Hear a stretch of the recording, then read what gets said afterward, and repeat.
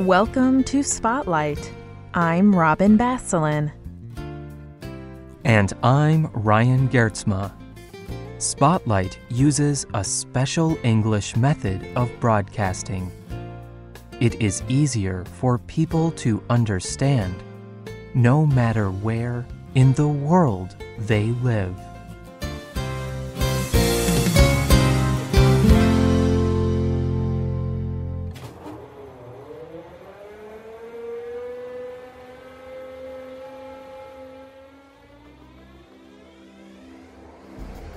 Monday morning in Tokyo, Japan.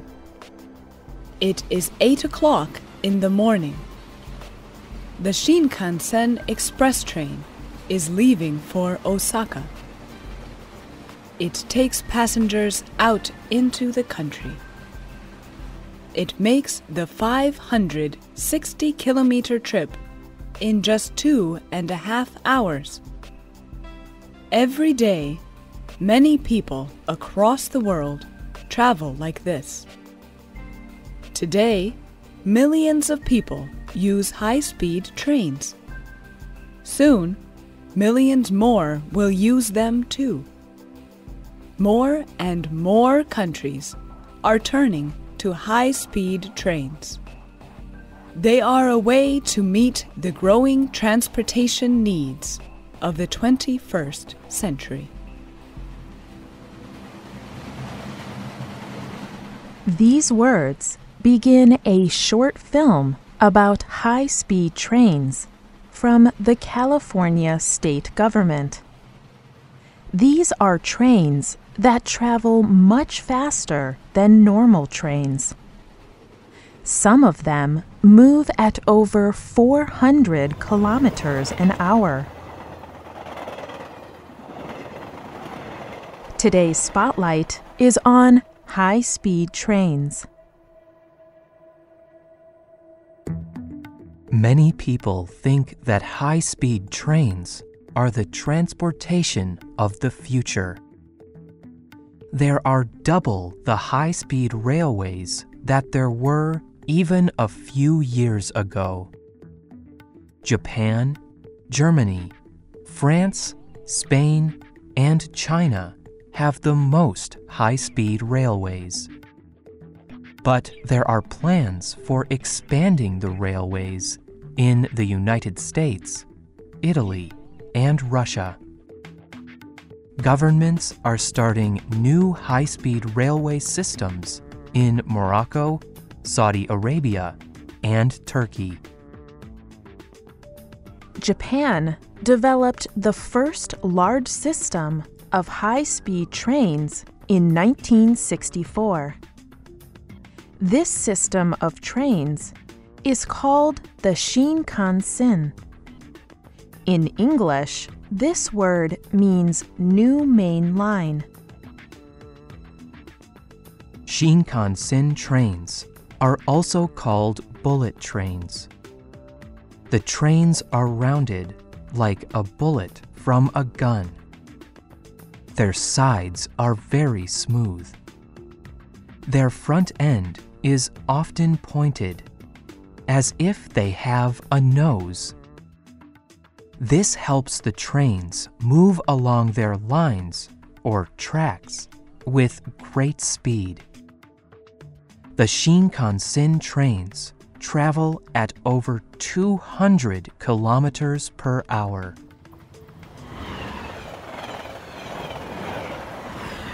Many people may be frightened to ride on such a fast train.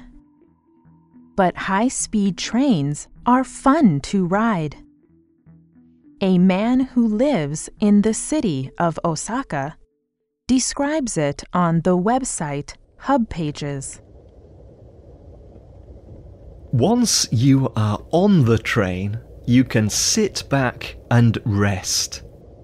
While riding, train workers will bring drinks, snacks, and meals. You can purchase these. The only other thing you should do is look out of the window. you could see the beautiful snow-covered Mount Fuji out of your window as you pass by. There are two main kinds of high-speed trains. The first kind of high-speed train is a magnetic levitation or maglev. This kind of train does not have a fuel engine. It uses electricity and magnetic power to move along at high speeds. This kind of train is easy to identify. It does not ride on the track like other kinds of trains. It floats or levitates a few centimeters above the track. The only maglev train that carries passengers is in Shanghai, China. The Shanghai Maglev Train is the fastest passenger train in the world. It goes up to 430 kilometers per hour.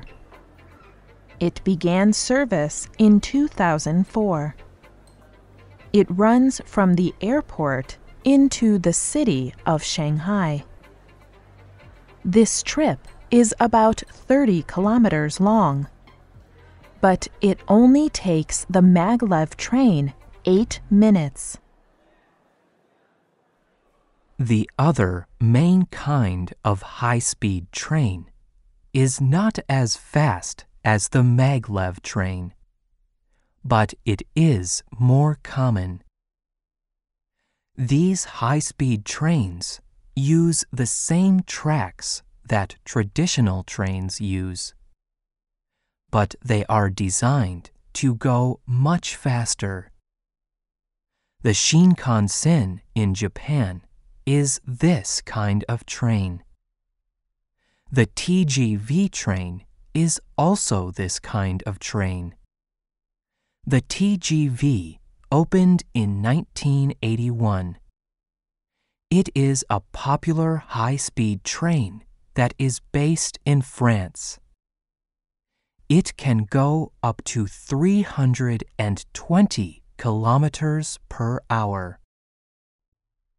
But the Shinkansen, Tgv, and maglev in Shanghai are all similar in one way. They are all owned by the government.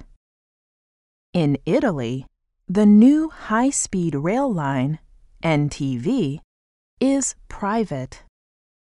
Individuals and companies own it instead of the government. The leading businessman of NTV is Luca de Montezemolo. He is also the chairman of the famous car company Ferrari. De Montezemolo hopes that the train will be good for the Italian economy and for travelers. The new NTV trains in Italy are red, smooth, and shiny. They look a bit like Ferrari sports cars, but they are better for the environment than driving cars. Many people can travel in them at one time.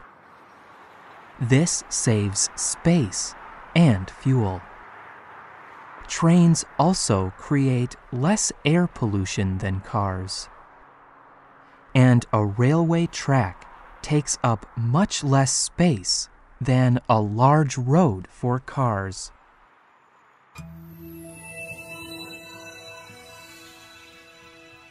High-speed rail also has advantages over traveling by airplane. Airports must usually be away from big cities. This leaves enough room for the airplane to land. Trains do not need as much space. This is how the maglev train can reach into the city of Shanghai. It is faster and easier for passengers in the city to get to a train station than an airport. And of course, high-speed rail is fast. High-speed rail travel is faster than traveling by car or bus. But it can also be just as fast as traveling by airplane. Before riding on an airplane, passengers spend a lot of time waiting. Airplane travel also requires passengers to go through more security. Finally, traveling by train can be safer than traveling in a car or by airplane. In 50 years, the Shinkansen in Japan has never had an accident.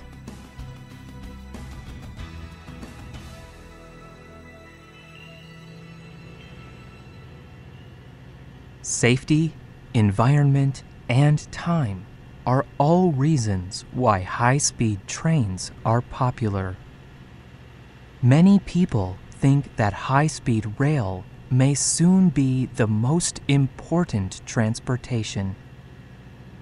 Today's program ends with news from the British Telegraph newspaper about one exciting new international project.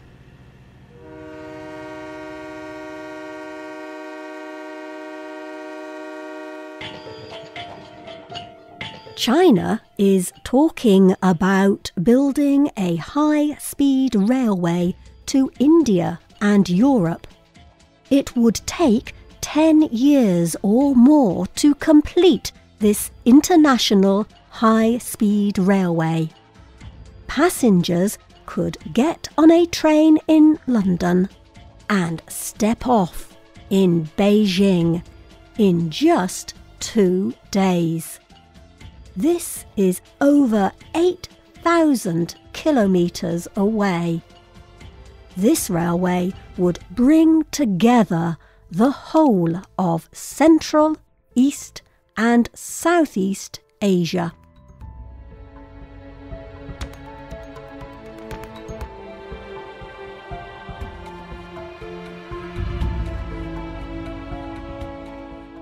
The writer and producer of this program was Rena Dam. The voices you heard were from the United States and the United Kingdom. All quotes were adapted for this program and voiced by Spotlight. You can listen to this program again and read it on the internet at www.radioenglish.net. This program is called High Speed Trains. You can leave your comments on our website, or you can email us at radio@radioenglish.net. You can also find us on Facebook. Just search for Spotlight Radio. We hope you can join us again for the next Spotlight program. Goodbye.